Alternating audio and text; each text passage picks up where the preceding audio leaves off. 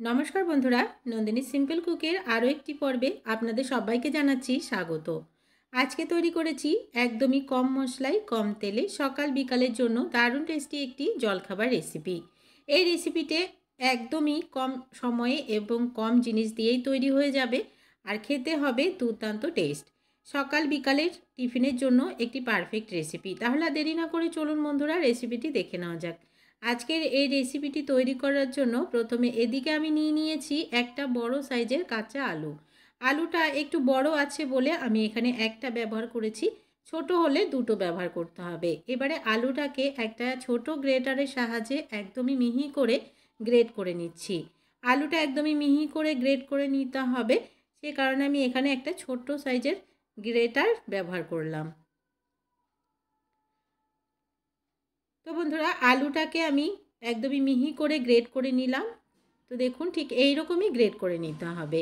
এবারে আলুতে যে জলটা আছে সেই জলটা আমি ফেলে দিচ্ছি, আর পুরোপুরি জল ফেলবো না, অল্প পরিমাণে একটু জল আলুতে থাকবে। এবারে এই আলুতে দিয়ে দিচ্ছি আমি 4 কাপ মেপে 1 কাপ আর হাফ কাপ সুজি, দিয়ে দিচ্ছি পরিমাণ মতো লবণ, দিয়ে দিচ্ছি আমচুর পাউডার হাফ চামচ আমচুর পাউডার দিলাম। আমচুর পাউডার যদি না থাকে তাহলে এখানে লেবুর রস দিয়ে দেবেন।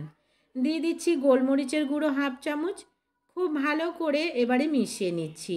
প্রথমে জল দেব না, যে জলটা আছে আলুতে সেই জলের সাথেই এখানে সুজিটাকে মিশিয়ে নিতে হবে। খুব ভালো করে একটু সুজিটাকে আলুর সাথে মিশিয়ে নিচ্ছি। এবারে এখানে জল প্রয়োজন, তো আমি এখানে অল্প পরিমাণে একটু জল দিয়ে দিচ্ছি, প্রায় হাফ কাপ মতো জল দিয়ে দিলাম। দিয়ে খুব ভালো করে আবারও মিশিয়ে নিচ্ছি। খুব ভালো করে একটু সুজিটাকে আলুর সাথে এবং বিভিন্ন মশলা যে ব্যবহার করেছি সেগুলোর সাথে মিশিয়ে নিতে হবে। খুব ভালো করে কিছুক্ষণ সময় নিয়ে একটু মিশিয়ে নিলাম।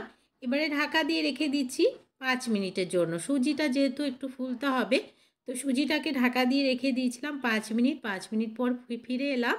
তো বন্ধুরা সুজিটা খুব ভালোভাবে সফট হয়ে গেছে। এবারে একটা হ্যান্ড উইস্কের সাহায্যে একটু কিছুক্ষণ ফেটিয়ে নিতে হবে, যেন সুজিটা খুব ভালোভাবে স্মুথ হয়ে যায়। কিছুক্ষণ সময় নিয়ে একটু ভালো করে ফেটিয়ে নিলাম সুজিটাকে আলুর সাথে। সুজিটা আরও কিছুটা একটু স্মুথ হয়ে গেছে।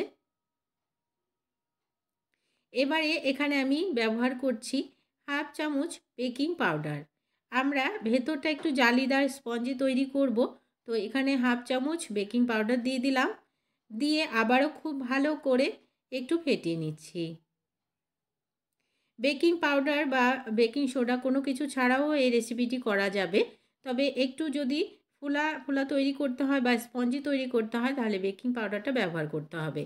এবারে এদিকে একটা প্লেট নিয়ে নিলাম। এই প্লেটে আমি অল্প পরিমাণে তেল দিয়ে একটু ব্রাশ করে নিলাম, আর যে ব্যাটারটা আমরা রেডি করে রেখেছিলাম সমস্ত ব্যাটারটা এই প্লেটের মধ্যে দিয়ে দিচ্ছি। দিয়ে একটা চামচের সাহায্যে একটু ছড়িয়ে নিলাম। এবারে একটু দেখতে ভালো লাগার জন্য আমি উপর দিয়ে একটু কাশ্মীরি লাল লঙ্কার গুঁড়ো ছড়িয়ে দিচ্ছি। এটা অপশনাল, আপনারা চাইলে দিতে পারেন নাও দিতে পারেন।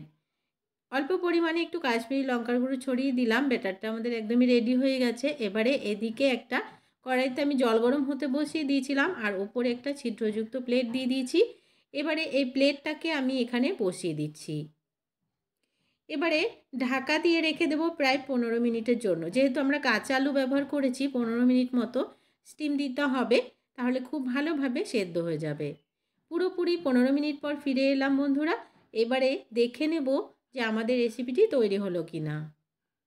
একটা টুথপিকের সাহায্যে আমি একটু দেখে নিচ্ছি।